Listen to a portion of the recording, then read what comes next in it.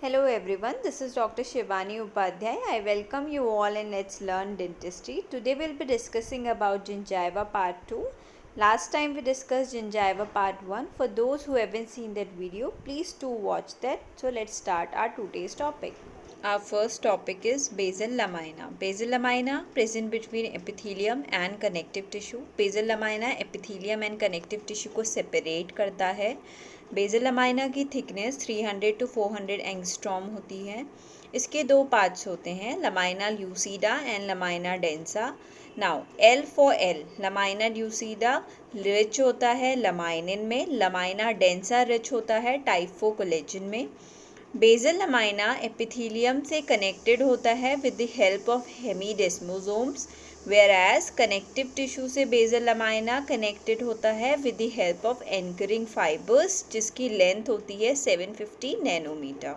Epithelium से 400 angstrom नीचे होता है lamina lucida. Right now basal lamina is permeable to fluids, permeable होता है फ्लूइड्स के, एंड इसमें जो पर आयोडिक एसिड स्किफ टेस्ट होता है वो पॉजिटिव होता है. नाउ सी, हमने लास्ट वीडियो में ब्लड सप्लाई ऑफ जिंजाइवा पढ़ा था जिसमें आया था supraperiosteal arterioles, vessels of PDL and arterioles emerge from crest of interdental septum. Now lymphatic drainage क्या होता है जिंजाइवा का? It is submaxillary lymph nodes. Next topic is turnover rate. How fast old cell replace by new cells is turnover rate. कितनी जल्दी old cell new cell से replace होती हैं, इस रेट को टर्नओवर रेट कहते हैं. ये मॉर्निंग में ज़्यादा होता है, मिनिमम होता है इवनिंग में. ये इन्फ्लेमेशन के केस में ज़्यादा होता है as compare to normal tissues में. नॉर्मल हेल्दी टिश्यूज़ से ये ज़्यादा इन्फ्लेमेशन में होता है. इट मीन्स ड्यूरिंग जिंजिवाइटिस ये ज़्यादा होगा टर्नओवर रेट. जिंजिवाइटिस क्या होता है? Inflammation of gingiva. तो उस केस में टर्नओवर रेट क्या होगा? ज़्यादा होगा. और ये नॉन कैरेटनाइज टिश्यू में ज़्यादा होता है as compare to keratinised tissue. Right now we will learn about sequence of turnover rate. सबसे ज़्यादा टर्नओवर रेट फास्ट किसका होता है? बकल म्यूकोजा का, followed by hard palate, then sulcular epithelium, followed by junctional epithelium, followed by marginal gingiva, and then attached gingiva. Palate, tongue, cheek का turnover rate होता है 5 to 6 days. Gingiva का होता है 10 to 12 days, whereas junctional epithelium का होता है 1 to 6 days. Next topic is types of epithelium. In types of epithelium, we will read about oral epithelium, sulcular epithelium and junctional epithelium. First is oral epithelium. Oral epithelium outer part होती है. This is 0.2 to 0.3 mm thick and this is parakeratinized mostly. Order of keratinization here is hard palate, followed by gingiva, followed by lateral surface of tongue, followed by cheeks. ऑर्थोकेरेटिनाइज में यहाँ K1, K2, K10, K11, K12 आते हैं, वेराज पैराकेरेटिनाइज में यहाँ K19 आता है. दो important चीज़ें यहाँ याद रखनी है. इसमें स्ट्रेटिफिकेशन स्पेसिफिक साइटोकेरेटिन्स होते हैं K5 + K14 and highly proliferative साइटोकेरेटिन्स होते हैं that is K6 + K16. Right अब यहाँ ग्लाइकोजन प्रेजेंट होता है इस एपिथेलियम में, और जो ग्लाइकोजन प्रेजेंट होता है उसका अमाउंट इन्वर्सली प्रोपोर्शनल होता है अमाउंट ऑफ कैरेटिनाइजेशन के एंड अमाउंट ऑफ इन्फ्लेमेशन के. इट मीन्स इन्फ्लेमेशन ज़्यादा होगी, कैरेटिनाइजेशन ज़्यादा होगा, तो ग्लाइकोजन का अमाउंट कम होगा. Next is circular epithelium. Circular epithelium में K19 प्रेजेंट होता है, दो इट इज़ नॉन कैरेटिनाइज्ड. इसमें क्या होता है? ईसोफेजियल टाइप साइटोकेराटिन्स प्रेजेंट होते हैं K4 + K13. Now see, circular epithelium non keratinised है, बट ऐसी कौन सी कंडीशंस होती हैं जब ये एपिथेलियम कैरेटिनाइज्ड हो जाती है? तो दो सिचुएशन में होता है ऐसा. when microflora completely removed from the oral cavity and when it is reflected and exposed in oral cavity. Circular epithelium is semi-permeable but it is less permeable than junctional epithelium and PMNs cannot pass through it. Next is junctional epithelium. Junctional epithelium is stratified squamous non-keratinized epithelium. It is collar-like band that is 0.25 to 1.35 mm in thickness. Early life में it is 3 to 4 layer thick. With increased age, layers also increases, so it becomes 10 to 20 layers thick. It tapers from coronal to apical part. Coronal area में it is 10 to 29 cells thick, whereas in apical part it is 1 to 2 cells thick. Here, Ordlin bodies and Langerhans cells are absent.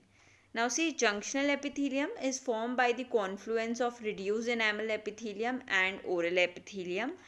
एक another source भी होता है origin of junctional epithelium का, वो होता है basal lamina. सो junctional epithelium regenerates करती है, या डेंटल इम्प्लांट के केस में ये कहाँ से ओरिजिनेट होती है? बेसल लमाइना से.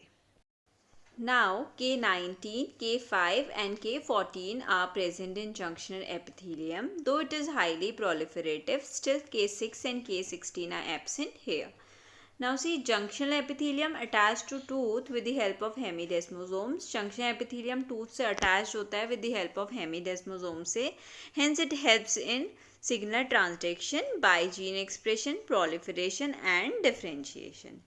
Basal lamina of junctional epithelium does not have type 4 collagen. आपको पता है बेसल लमाइना में दो चीज़ें होती हैं, लमाइनिन एंड टाइप 4 कोलेजन, लेकिन जंक्शनल एपिथेलियम की बेसल लमाइना में टाइप 4 कोलेजन नहीं होता. तो इसका मतलब it has main role in cell adhesion. इसका मेन रोल क्या है? Cell adhesion. Now dentogingival unit किस किस चीज़ों से मिलके बनी होती है? It is made up of junctional epithelium and gingival fibres.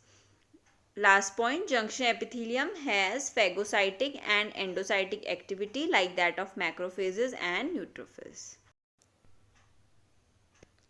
Next is gingival connective tissue. Gingiva के कनेक्टिव टिश्यू में क्या क्या चीज़ें होती हैं? 60% बाय वॉल्यूम कोलेजन होता है, 5% फाइब्रोब्लास्ट होते हैं, rest 35% nerves, blood vessels and matrix होता है. 3 टाइप्स ऑफ फाइबर्स होते हैं यहाँ. कोलेजन फाइबर जिसमें टाइप 1 कोलेजन होता है, रेटिकुलर फाइबर्स जिसमें टाइप 3 कोलेजन होता है, एंड इलास्टिक फाइबर्स जो ऑक्सीटेलिन, इल्यूनिन एंड इलास्टिन से मिलकर बनता है.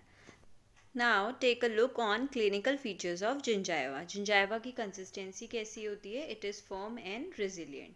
कंटूर कैसा होता है? आपको पता है ये स्कैलोप्ड होता है, जिसे हम बोलते हैं आर्कुएट कंटूर. स्टिपलिंग क्या होता है? सी, स्टिपलिंग जो होता है वो हमारे ऑल्टरनेट प्रोट्यूबरेंस एंड डिप्रेशंस होते हैं. ये एक रिवर्सिबल फिनोमिना होता है और अडेप्टिव स्पेशलाइजेशन एंड रीइंफोर्समेंट होता है for masticatory forces. Stippling facial gingiva में ज़्यादा होता है लिंगुअल से. It is present in attach gingiva and central portion of interdental papilla, और ये मार्जिनल जिंजाइवा में एब्सेंट होता है. इंपॉर्टेंट MCQ, ये स्टार्ट होता है बाय 3 years एंड एपिया होता है by 5 years. It is absent in children as well as old age. What is clinical crown? Clinical crown, part of tooth structure visible in oral cavity. Tooth structure का वो part जो oral cavity में दिखता है. Anatomical crown, part of tooth structure covered by enamel.